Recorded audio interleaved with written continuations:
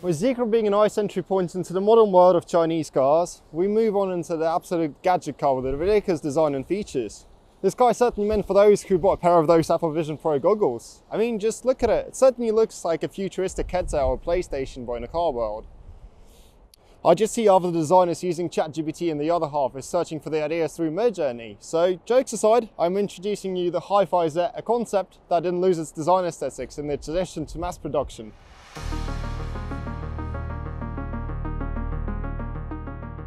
So the deal with this car is in some ways similar to Zeekr. Human Horizons, a Chinese company, launched the HiPhi brand in 2017, another pretty fresh one though. And the way they stomped into the car scene makes you wonder about the future of European audience. I mean, they've designed and released the Model X, their first car, in 2021, followed by our car release in 2022, and now they've already dropped another mid-size crossover in the market.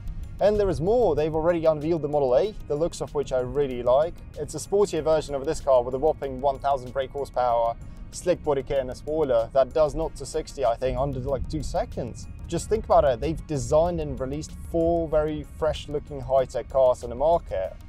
And there is more, they've put them into the full-scale production and the build quality is certainly there. I just find it super impressive.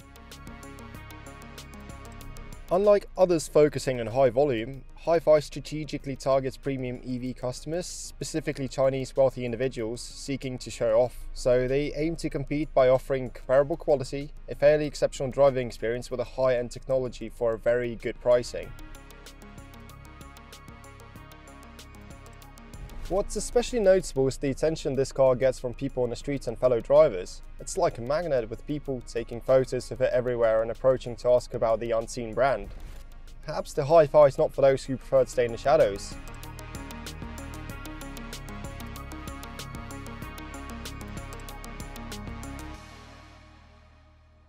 So the trickiest part is trying to wrap our heads around all the cool stuff they packed into this car. They've incorporated absolutely every existing feature from all the car and tech brands. It just has too many features in it, and I guess with a 90% chance most of these things will be used by the owner once, maybe twice. But first time in it, it's really cool to fiddle with all of these things. It's just such a toy. Well, to start with something, let's talk about the exterior. More than 4,000 LEDs are scattered across the car's body, including 1,300 LEDs on each side. Through a massive screen in the cabin, you can select and choose to display any sort of design or message on the doors, an utterly pointless yet incredibly entertaining feature. Projection. Confirm. Need to turn the low beam first, apparently. Low beam, where's that? Low beam, yes. Hey, that should work now.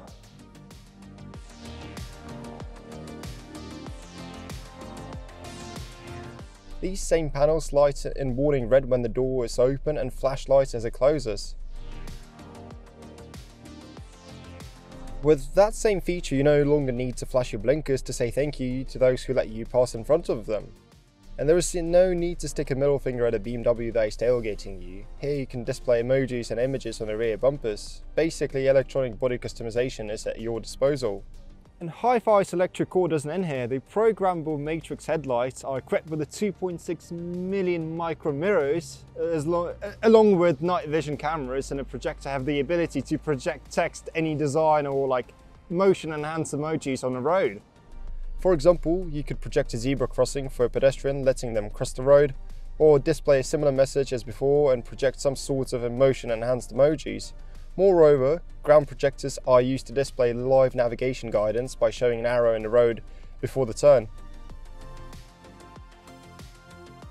The factory installed 22-inch wheels look super cool and futuristic, but they're just the wheel covers, similar to those used in Tesla. The advantage is that you won't feel as bad scratching them, and they will be cheaper to replace than fixing the actual alloy wheels. But from the distance though, they look absolute style.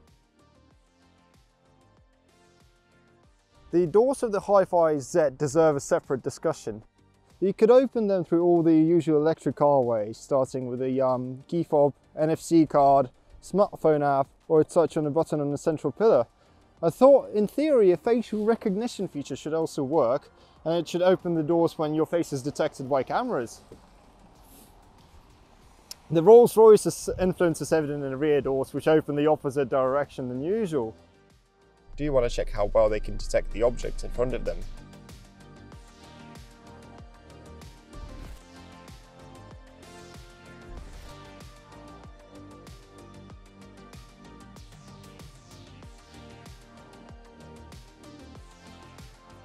I'm definitely not the person to judge, and I do really like the style of this car, but the rear leaves something to be desired. It's just super weird one in shape. I guess that form is justified by their positioning as an EV in a GT class, so they just stretch the boot a bit further to make it look more GT. Not sure about that, but at least they've got a retractable spoiler that activates it after reaching 40 miles per hour. Yet with such a big looking rear and its GT class, you would expect the boot to be a matching size. Turned out pretty small and shallow, and neither have the rear passengers have much space.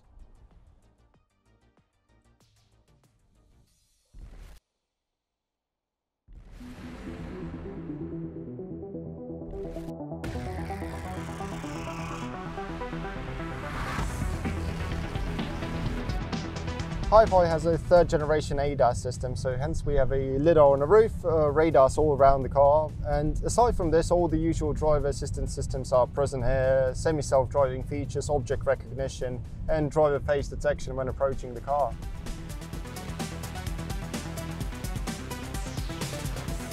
The car itself turned out quite heavy and long, weighing a bit over 2.5 tons. However, that doesn't hinder its ability to remain highly active and dynamic thanks to two motors delivering 672 horsepower and a 120 kilowatt battery. This allows the car to accelerate to 60 miles per hour in just 3.8 seconds, and it can maintain its maximum 605 pound-foot of torque for almost 30 seconds, I think. I do think that BMW 7 Series IE can only hold it for 10 seconds. Either way, in eco and comfort driving modes, the car only utilises the rear motor, but after reaching 40 miles per hour or in sport mode, the front motor comes into play. According to the manufacturer claims, HiPhi Z has a range of 375 miles, not a record but certainly not a weak battery, and the fast charging option is also available here, charging the car's battery to 80% in just 30 minutes time.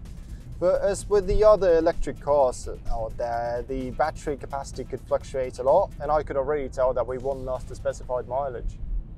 With the help of the variable air-sprung suspension and continuous dumper control, the car manages its weight pretty well in the corners, and it doesn't lean much at all. It certainly offers a very smooth driving experience, just floating over bumps.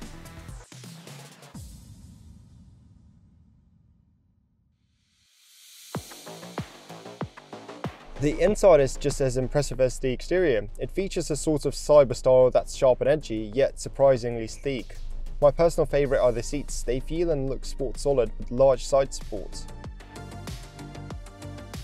And I really love how they've separated the headrest from the seat.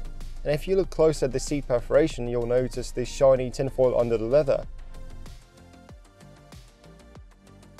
The cabinet is decked out with Alcantara and Nappa leather, paying attention to every detail, and you can't miss the ambient lighting, both in the speakers and all around the dashboard and cabin edges. So just like the outside, the inside is lit up with LEDs all over the place, maintaining that futuristic gadget vibe. Equipment and materials of the car are genuinely very high standard quality. You've got your usual things like heated seats, ventilation and massage, along with 23 Meridian sound system.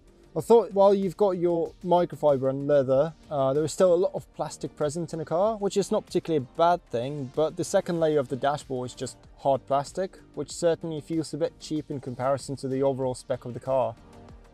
The steering wheel certainly blends well with the interior of the car, but it's a bit intimidating in shape. Got an LED or plastic strip on top and a nice square buttons on the sides. Those angular designs, you'll find them consistently replicated in other elements of the cabin. There are almost no physical buttons left in the cabin, as everything has been transitioned to control through two screens, a large one up front and a smaller one in the rear. Not surprised by that, since everyone is moving to touchscreens nowadays to make the cars cheaper. Thing is, the touchscreen costs pretty much nothing and it can be changed and updated using a simple bit of code, or it's not an option for physical buttons.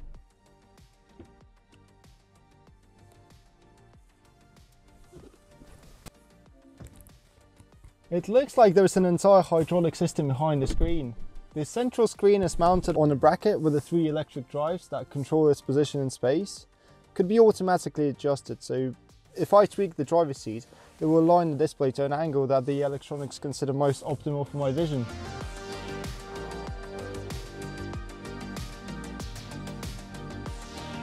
The funniest part is that the English language software hasn't been released yet and the entire display is currently in Chinese, so Google Translator comes in handy.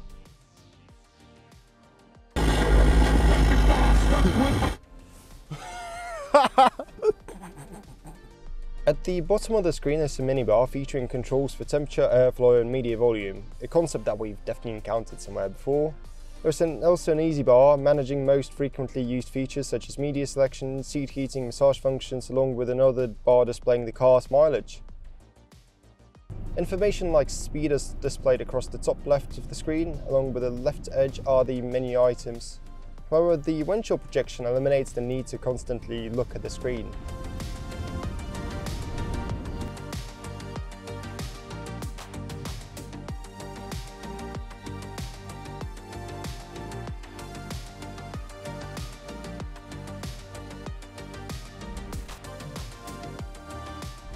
A massive panoramic roof adding to the atmosphere extends far beyond the rear pillars. However, it doesn't improve the visibility since there is simply no rear window here. Instead, the roof reaches the wall with the audio system. That's why the central mirror is electronic, displaying an image from a camera installed on the upper edge of the roof. But at least they haven't made the side mirrors electronic. One central mirror is enough though, but that's only because the electronic side mirrors are currently prohibited in China due to some regulations. But they were present in the initial concept and probably will be available in UK and European packages. The rear seats feature consistent sporty design as in front, and a touch of luxury is introduced through the division between the seats, which is taken by two storage units. One is an armrest and the other one is nested within the centre of the backrest. The rear passengers have their own control panel, allowing them to adjust the climate settings, seat position and the audio system from the screen. There are retractable cup holders as well as heating and ventilation seat options. I'm not sure what else to say here. I guess my only concern would be the position of the front seats in close proximity to the floor, making it possible to slide your feet underneath. Additionally, there is only a couple of centimeters of space between my head and the glass roof, making it a bit tight for those who are slightly taller than me. In general, the interior is really impressive, especially me. Cars like Tesla, though I don't mind the minimalistic approach with a clean look, often look a bit too basic. Here, however, there is a lot more style and character. I'd like to say that the car is truly enjoyable and very well made. As for the technical specifications and performance, it's too early to tell, time will reveal that, but from the initial experience, HiPhi Z is built out of the quality materials and to the highest standards. It is fascinating to observe how the automotive industry is heading into the fresh direction, and China is clearly taking the lead, especially with the rise of bold startups and sub-brands. But if this style doesn't resonate with you, stick with us for reviews of other daring car designs.